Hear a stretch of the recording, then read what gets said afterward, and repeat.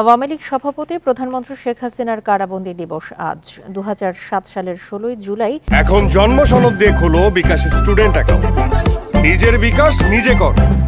সেনা সমর্থিত তত্ত্বাবধায়ক সরকারের অভিযানে গ্রেপ্তার হন তৎকালীন বিরোধী দলীয় নেত্রী শেখ হাসিনা।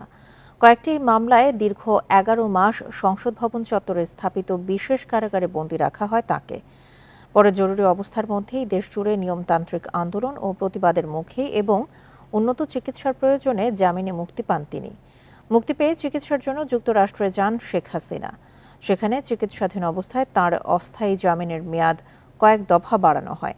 ২০০৮ সালের ৬ নভেম্বর দেশে ফিরলে স্থায়ী জামিন পান। একই বছরের ২৯শে ডিসেম্বরের জাতীয় নির্বাচনে বিজয়ের মাধ্যমে দ্বিতীয়বারের মতো প্রধানমন্ত্রী হন শেখ হাসিনা।